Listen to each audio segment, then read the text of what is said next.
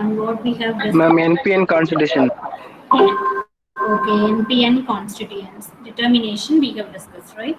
In that only about creatinine we have seen. Now let's see about the remaining constituents determination and remaining tests for assessing the kidney function, that is renal function. Okay. With the revision to previous classes, now let's proceed with the remaining NPN constituents test and other renal function tests. Okay. So under kidney function tests, we have seen as per your syllabus role of kidney and laboratory tests for normal functions. This includes urine analysis, test for NPN constituents, creatinine, urea and uric acid, then urine concentration test and urine tract calculi. In that urine analysis we have completed, and now we are in test for NPN constituents. In this creatinine, about creatinine clearance and determination of blood and urine creatinine we have discussed. Today we will be discussing the remaining tests like what is urea clearance and how we will determine urea and uric acid from the blood and urine samples. And remaining tests are urine concentration test and urinary tract calculi, that is kidney stones. So this test will discuss today. Okay. Under role of kidney, we have seen what are kidneys, functions, normal functions of kidney related to kidney diagram, and about the nephrons. What are nephrons? A picture of nephron and its function. Then kidney condition, symptoms, causes and maintenance. Kidney conditions, what are the different diseases due to kidney failure occur. Then what are the symptoms of any kidney problem. Then causes of any kidney damage. Then maintaining kidney health. This all we have discussed under role of kidney. Then under laboratory tests for normal functions, we have discussed under urine analysis. What is urinalysis? How the test is performed, and when the test is performed, at what clinical condition the test is performed. And then macroscopic and physical examination, like volume, color, appearance, odor, specific gravity and pH, their normal range and what condition it leads if it increases from abnormalities of each physical examination, physical parameter like color, volume, appearance, and then odor, specific gravity. Then methods to determine specific gravity, then reaction and pH we have seen. About quantitative tests, you have to refer practical. Okay, practical part in your manual already the procedures are given for qualitative and quantitative tests and what you have performed. The same test can be written under semi-quantitative and qualitative tests. Sorry, quantitative tests. For determination of means of normal and abnormal constituents of urine constituents of urine sample, you can follow manual for other tests. And these are physical examination, macroscopic examination, which you have not performed in the lab, we have discussed. Along with this test under urine analysis, for quantitative and qualitative test, you can add normal and abnormal constituents, what you have performed in practicals. You can follow lab manual for this. Like a quantitative estimation of creatinine, urine sugar, then urine chloride, urine calcium, this all determinations you have done. So follow that. And for qualitative tests for normal and abnormal constituents, various tests are prescribed in your lab manual and you have performed normal constituents test also. So include those tests under urinalysis. Now under test for NPN constituents, so don't stick only on this material.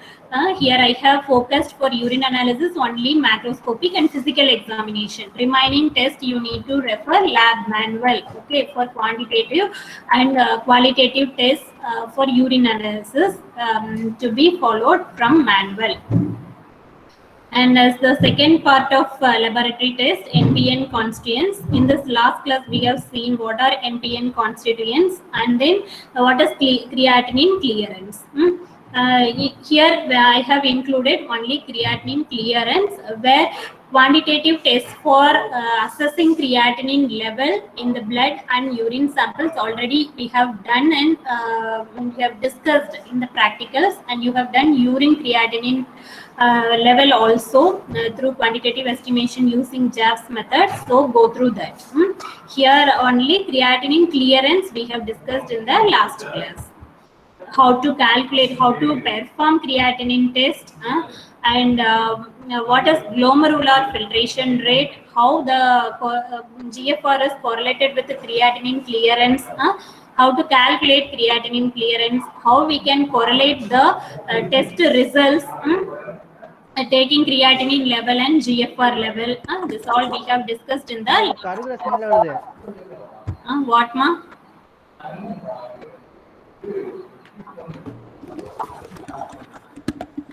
Pramod, what do you want? Do you have any doubt?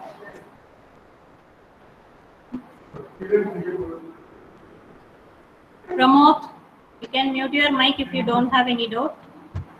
And now let's move on to urea clearance. So under creatinine clearance, you should have known that to calculate creatinine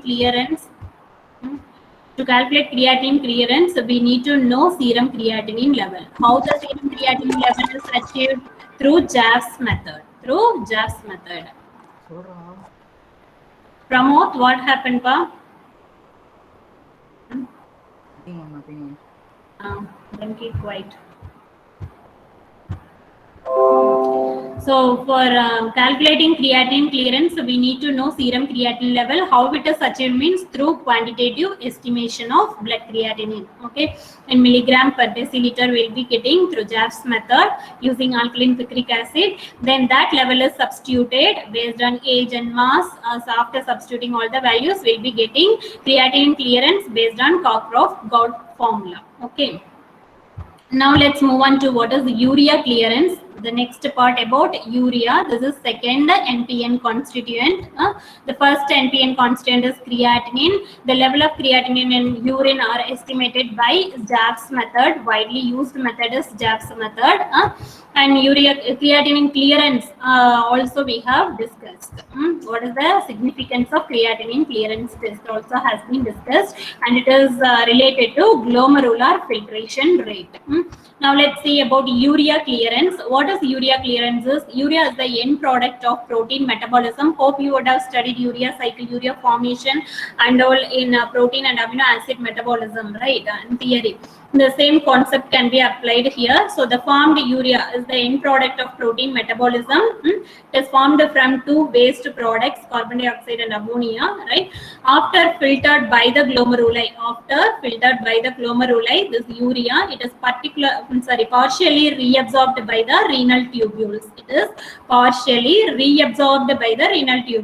Where creatinine is nil amount is reabsorbed by the tubules, right? It is completely filtered. So blood creatinine level will be very low when the creatinine clearance is normal, right? Here urea is somewhat partially it is reabsorbed by the renal tubules. So urea clearance is less than the glomerular filtration rate. Urea clearance, that is clearing of urea from blood, is less than glomerular filtration rate, and it is influenced by the protein content of the diet. This may be influenced by the protein content. Since proteins are the source for urea formation, it is depending on protein content. And urea clearance is not as sensitive as creatinine clearance. So creatinine clearance is very sensitive to assess the renal function. Then also we should know what is urea clearance. Urea clearance is defined as the volume of plasma that would be completely cleared of urea per minute. Clearance of urea from plasma, blood plasma. Hope you know what is plasma. So from the plasma, completely clearance of urea represents urea clearance. Voiding of urea from removing urea from clearing urea from plasma is called as urea clearance. And per minute, ml per minute, how much ml of urea is cleared or how much, sorry, plasma is cleared with urea per minute is called urea clearance. Okay, and how it is cleared? By means of filtration through glomeruli. Glomerulus only is filtering the urea. It is formed in where urea is synthesized, whether in kidney or liver. What is the location for urea formation? You should have studied urea cycle, right? Can anyone say where urea is formed? Whether in kidneys or in liver. The enzymes required for urea cycle, where it is located? Which part it is located? Anyone can give answer? Since you have studied this urea cycle recently, hope you will be knowing. Ma'am, kidney. Kidney, ma'am. I think it is liver. Urea is synthesized in liver and it is transported to kidney, right? Check your notes and tell me where it is synthesized. Urea formation. Yes, ma'am. Liver, ma'am. What, Pavan? Liver, ma'am. Liver, ma'am. Synthesized in liver. Synthesized, formed in liver, and then only it is transported to kidney. Don't think that urea is formed in kidney. Okay, study thoroughly, and in the cell which part it is synthesizing, where enzymes are located, that part should be very clear. Then only you can understand this concept, urea clearance. Okay, and it is calculated by the formula Cm equals to U into V divided by P. Cm represents maximum urea clearance. C represents clearance, M represents maximum urea clearance, and U is urea concentration in urine. It is excreted in urine but formed in liver. Excreted in urine. So urea concentration in urine in the milligram per deciliter. So urea concentration in urine can be determined by the method either using, we'll be discussing what are the methods available. You have not done urea test, right? Urea determination quantitatively. You will be doing and you will be discussing, okay, about urea test in the coming practicals. It is done with diacetyl monoxide method, like creatinine, how we are performing with JAFS method. Similarly, urea concentration is determined by using diacetyl monoxide method. That is called DAM method. So from that method, we'll be getting the concentration in milligram per deciliter, that is to be substituted at U. Okay, and what is V? Urine excreted per minute in ml. How much volume of urine is excreted per minute? That is in volume. Volume unit is ml. And P is urea concentration in plasma. Plasma concentration. What is the concentration of? That is blood urea concentration. Urea concentration in urine and urea concentration is in plasma. Both are derived and that is substituted, and that is compared with the volume of urine passed or excreted, so that from this calculation we'll be getting maximum urea clearance in the urine. Okay, clearance in the urine from the blood. Okay, so from blood only urea is cleared through urine. That is assessed by the formula given here. So we need to know urea concentration in urine and urea concentration in blood. Then only we can substitute in this formula, and volume of urine excreted per ml to be noted, and that is substituted here to know about maximum urea clearance. Next, we'll see about the remaining points of urea clearance. If the output of urine is more than 2 ml per minute, this is referred to as maximum urea clearance, and the normal value is around 75 ml per minute. Normal value is around 75 ml per minute. If it is more than 2 ml per minute, if it is increased, that is maximum urea clearance. Okay. What is standard urea clearance? The urea clearance drastically changes when the volume of urine is less than 2 ml per minute. If it is less than 2 ml per minute, then urea clearance will be changing, and this is known as standard urea clearance. So 2 ml per minute is standard. So normal value is around 54 ml per minute according to standard urea clearance, and it is calculated by a modified formula, that is CS. CS represents standard urea clearance, that is equal to U represents what? Urea concentration in urine, that is into root of V, volume excreted in ml, divided by urea concentration in plasma. P represents plasma. So from the standard urea clearance will be calculated. This is another part of urea clearance, standard urea clearance. Here only what is normal urea clearance, and this is standard urea clearance. Here is the formula. You can see normal calculation and standard urea clearance calculation.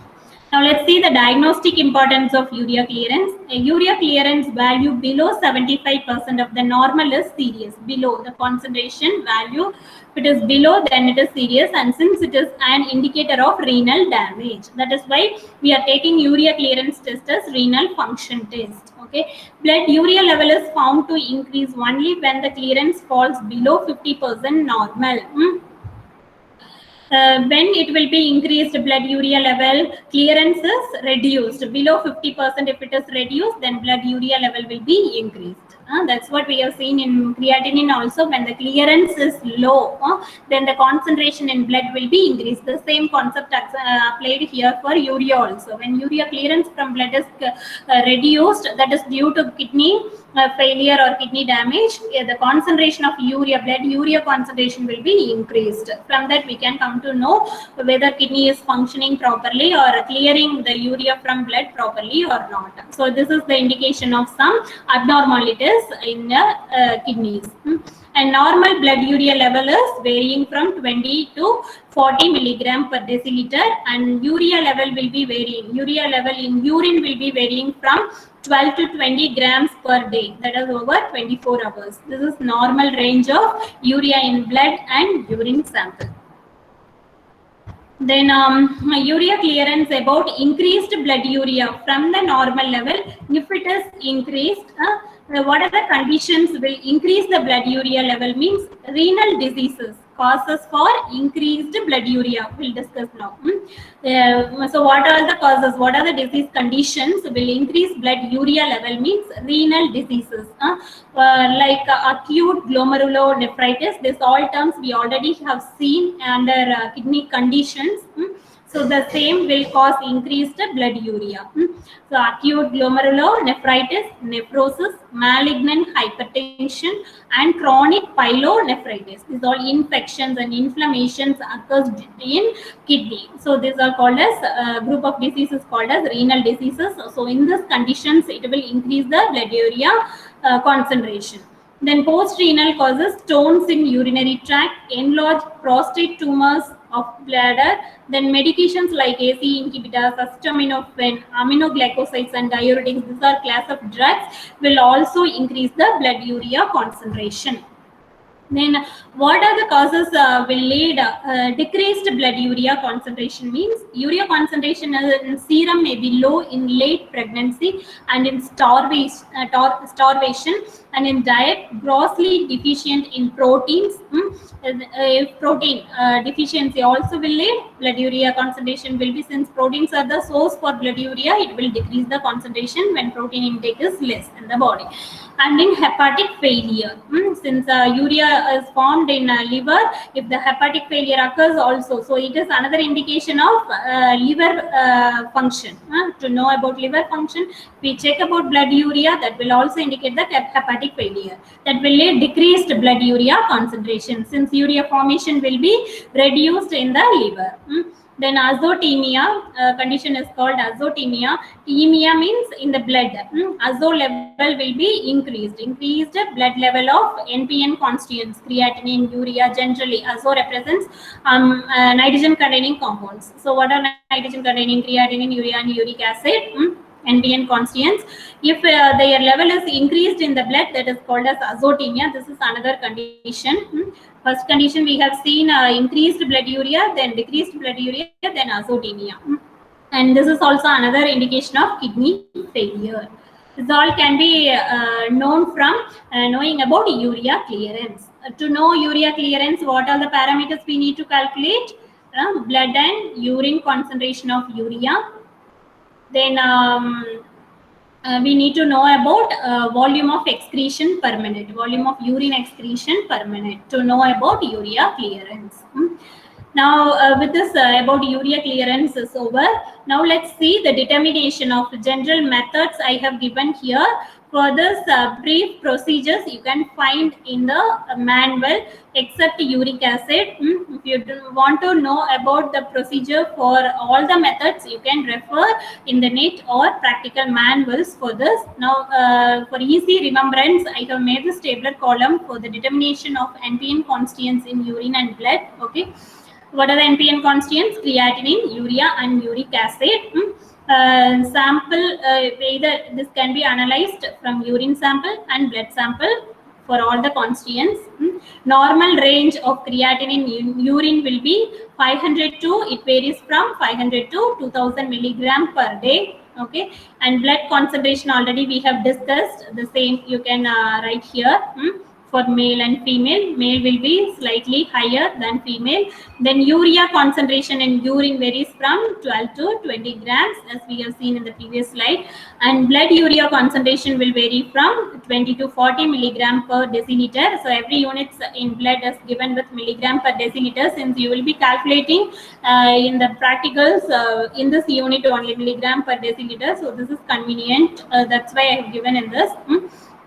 Urine concentration will be either in grams or milligrams. You can note it down for 24 hours, that is per day.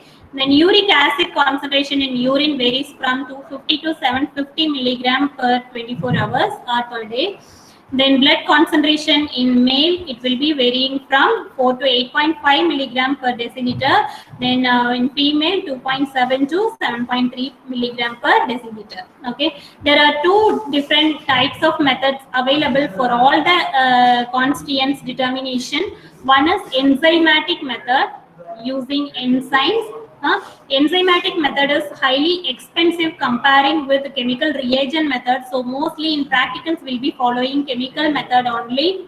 But available methods are two methods: enzymatic method and chemical reagent method. For creatinine, creatininase enzyme, whichever enzyme is used to metabolize that particular constituent will be used to assess the concentration of that particular constituent. So how the enzyme is chosen means based on the metabolic pathways. So creatininase will be used to metabolize creatinine. So creatininase method is preferred as enzymatic method to assess creatinine. The common method is what? JAFS method. For urea, what is the method? Urease method, since urease will be metabolizing the urea. And so that we can assess the concentration of urea through urease method. And chemical method will be DAM method, diacetyl monoxide method, to find out the concentration of urea in blood and urine. Then uric acid concentration will be determined by uricase method, uricase, and Henry Caraway method.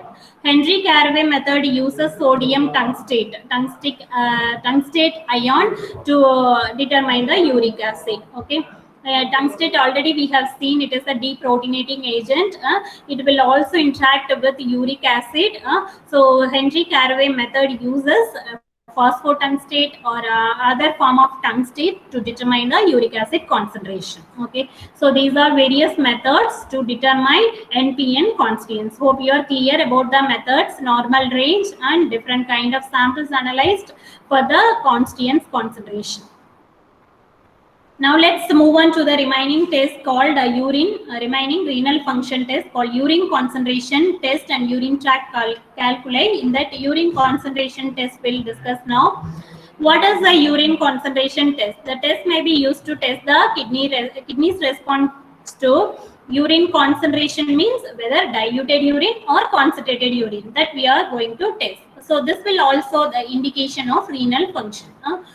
So it will give the response to whether too much fluid intake, whether that is over hydration or dehydration, or it is due to hormone like ADH, anti-diuretic hormone.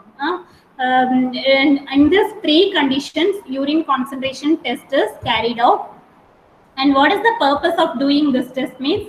The main reason this test is ordered is to see if you are suffering from central diabetes insipidus.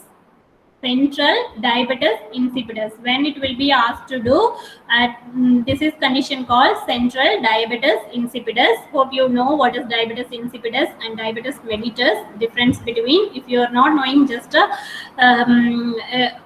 refer the HAP books. Okay, a disease that causes excessive urination.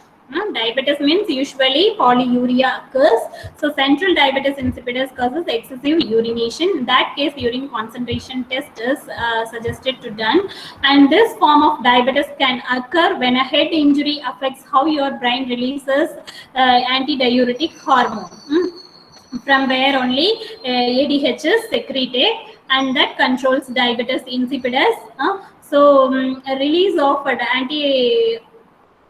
diuretic hormone, if it is affected, then that will be increasing the concentration of urine. Then ADH normally increases the amount of water the kidneys retain. That means reabsorption of water will be increased by ADH. What is the name itself? It indicates antidiuretic. Diuresis will be diminished. That means the urine excretion will be reduced. So retain of water content will be increased. Retaining water content by the kidneys will be increased by the ADH.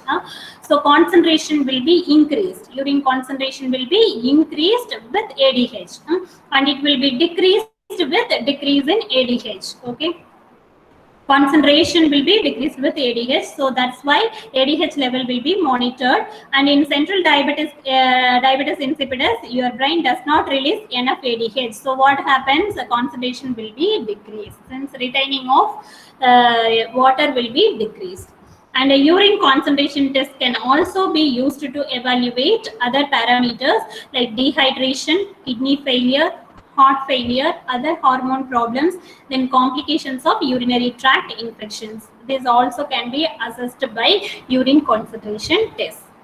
How this test is performed? Preparing for the test and what kind of urine sample is taken. We have already discussed the various types of urine samples are taken for urinalysis. Here what type of sample is taken for this test? That is clean catch urine sample is taken, fresh urine sample is taken for this test. And how to prepare for this test means, depending on how the lab plans to analyze your urine, before the test you may be asked to whether you will be asked to drink excess fluid or avoid fluids for a period of time. Before testing you may be asked, according to the condition, you will be asked to drink more fluid or avoid fluid or consume ADH, take antidiuretic hormone, which can be taken in either pill form or a nasal spray. Okay, is taken. So it is according to the physician's advice we need to consume before the test. During the test, what sample is collected? Clean catch urine sample is collected for knowing about urine concentration test. Then interpreting the results. How to interpret the results means the laboratory will test how the concentrated urine, how concentrated your urine is, and more concentrated urine means that there are more solutes and less water in the sample. Note down, more solutes. Concentration represents more solute is present. How you are preparing concentrated solution and diluted solution. Concentrated means the particular solute concentration will be increased, where solvent will be decreased. Diluted means solutes will be decreased, solvent level will be increased. Likewise, here water level will be decreased, solute level will be increased in more concentrated urine. Less concentrated urine will be opposite to that. And solutes are dissolved particles such as sugars, salts and proteins. What solutes will be there? Sugars, salts and proteins. Normal values may vary based on the laboratory use, and however typically your urine is measured in specific gravity. The taken urine is measured for specific gravity. The ratio of density of your urine is to the density of water. Specific gravity is calculated based on density of urine is compared with the density of water. And normal values tend to be in the range of at or slightly above the density of water, that is 1 to 1.030. About specific gravity and determination of specific gravity we have seen under physical examination, under urinalysis. Kindly go through that point. Here the level specific gravity level varies from 1 to 1.030. nearly 1. Then your urine should be more concentrated after being given with ADH. If you are asked to consume ADH, then definitely it will be concentrated. Next, about regarding interpreting the result, it is continued. If your urine is very concentrated, your doctor may suspect one or more of the following conditions. Okay, if it is more concentrated, what are the conditions? Maybe due to dehydration, or due to diarrhea, or excess sweating, or glycosuria, too much sugar in your urine. Then heart failure, narrowing of the renal arteries. Narrowing means shortening of renal arteries. Then inappropriate ADH secretion, over secretion of ADH. Then excess vomiting, fluid restriction. This all will be increasing the concentration of urine. That means solute particles will be increased. And low urine concentration, maybe due to too much fluid intake. Then diabetes insipidus, since it is decreasing the ADH concentration. Then kidney failure, then pyelonephritis. What is pyelonephritis? Inflammation, bacterial inflammation in the kidney. That is called pyelonephritis, bacterial infection in the kidney. So with this urine concentration test is completed. It is based on the concentration. Hope you would have clear about concentration of urine concentration test. At higher concentration and lower concentration of urine, what are the disease condition it indicates, and how it is diagnosed based on analyzing specific gravity of collected urine. What type of urine is collected? Clean patch urine is collected. Okay. And it is depending on concentration of urine that is excreted. Now let's see urine tract calculi. Calculi is representing stones. Okay, urinary tract. In urinary tract, the stone formation occurs, and this is also means causes many diseases, and it is to be learned. Okay, what are the different types of stones, how to avoid stones, and what are the risk factors, what are the medications, how we can diagnose the presence of stones. Everything will be discussed under this topic. So what does urinary tract calculi means? Kidney stones, it is nothing but kidney stones, or renal calculi, or solid masses made of crystals. They are nothing but solid masses made of crystals. We'll discuss what type of crystals will make stones. Kidney stones usually originate in your kidneys only, and however they can develop anywhere along your urinary tract. It is developed along the urinary tract, which consists of these parts: kidneys, ureters, bladder, urethra. So it may form in any 4 parts of urinary tract. And kidney stones are one of the most painful medical conditions. Hope you would have heard about kidney stones. The pain due to kidney stones also you would have seen in your family also, if anybody has. The causes of kidney stones vary according to the type of stones. Okay, now let's see what are the types of kidney stones. So calculi is nothing but kidney stone. It may be called as urinary tract calculi or kidney renal calculi. Urinary tract or renal calculi. What are the urinary tract parts of urinary tract? Kidney, ureters, bladder, and urethra. So it will be affected. And then what are the types of kidney stones means? Calcium, uric acid, struvite, cystine. These are 4 types of kidney stones will be formed. Calcium is due to calcium oxalate, calcium phosphate, and or maleate, the salts. Calcium salts, calcium stones are formed.